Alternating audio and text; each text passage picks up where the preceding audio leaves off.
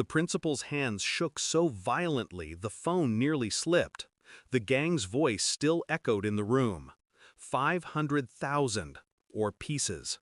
He looked like a man already buried, face drained, shirt damp, a father stripped of power. I didn't flinch. I had seen this kind of collapse before. Men torn apart by fear, unable to breathe, unable to move. I placed my hand on his shoulder, firm, steady, controlled. "Sir," I said quietly, "hang up the phone." He looked at me, eyes hollow, searching for a savior. "I'll have your son back before sunset." The words fell like steel. Not a promise, a fact. He swallowed hard. He wanted to believe me. He needed to. But belief didn't matter. What mattered was why I cared. Why his son? Why this school? Because when I looked at the boy's photo taped to the principal's desk, I saw my wife's eyes staring back at me. I kept my face calm, even as my chest hollowed out. I knew those eyes too well. Their shape, their depth. They didn't come from him. They came from me. The principal never knew. He couldn't. But I saw it the moment I walked into that office, when the missing boy's face stared at me from every flyer, every desperate plea. And in the photo, my own blood looked back. I kept my face calm, even as my chest hollowed out. I knew those eyes too well, their shape, their depth. They didn't come from him. They came from me. The principal never knew. He couldn't. But I saw it the moment I walked into that office, when the missing boy's face stared at me from every flyer, every desperate plea. And in the photo, my own blood looked back. My wife had always insisted our marriage was clean, faithful, perfect. She built walls of trust, layers of small lies coated in honey. I never dug too deep, until now. I told myself I was wrong, that grief made me see ghosts in that child's face. But the doubt crawled into my veins and stayed. When the principal spoke of ransom and fear, all I heard was betrayal, and beneath it, rage.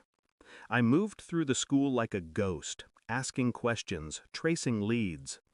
Outwardly, I was the calm strategist hunting for the boy. Inwardly, I was dissecting every memory of my wife. Her sudden late nights, her quiet calls on the balcony, her unspoken excuses about why she never wanted children of our own. I didn't confront. I observed. I studied her the way I studied criminals. While others searched for the kidnappers, I pulled the boy's medical files from the nurse's office. Blood type, B+. My blood type, my wife's blood type. The principal's? O. I felt nothing, only clarity sharpening like a blade. I took a toothbrush from the boy's locker, another from my wife's bathroom drawer. Quiet thefts, silent steps. No one noticed. At night, while she slept beside me, I stared at the ceiling. Every breath she took was a confession she hadn't yet made. The lab report arrived in the plain envelope. No ceremony, just ink and certainty. Paternity confirmed, 99.9%. My world didn't shatter, it calcified. That evening, I laid the envelope on the dining table. She walked in, smiling faintly, carrying 2 glasses of wine. She thought she was safe, untouchable. "What's this?" she asked. I said nothing. She opened it. Her hand trembled.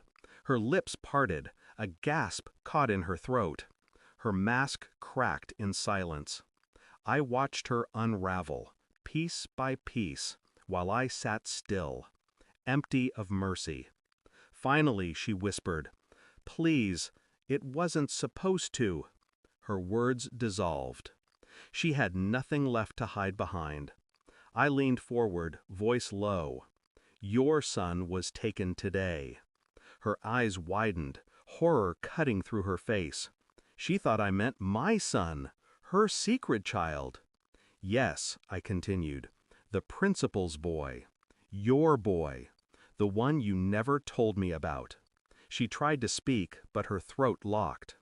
I'll bring him back. Not for you, not for him, for me. I stood, calm, deliberate. She reached out, but I stepped away. The space between us was permanent now. I didn't need to scream. I didn't need to punish. The truth was the punishment. She would live knowing I knew. That every word, every look, every silence from me carried the weight of exposure. By nightfall, I returned the boy safely. The ransom unpaid. The gang scattered. The principal wept into his son's hair. He thanked me like a man thanking God. I said nothing. I only looked at the boy once more. My blood. My secret. His eyes locked on mine for a fleeting second, as if he recognized me without knowing why. I turned and walked away. At home, my wife waited, pale, shattered. She wanted forgiveness. She wanted a future. I gave her silence. That was enough. Silence is heavier than hate. I had uncovered the truth. I had stripped her down to nothing, and I had taken back control. The boy would never know me. My wife would never escape me. That was my revenge. And my final thought as I closed the door behind me was simple. She made her choice. Now she can live with it. Thanks for watching.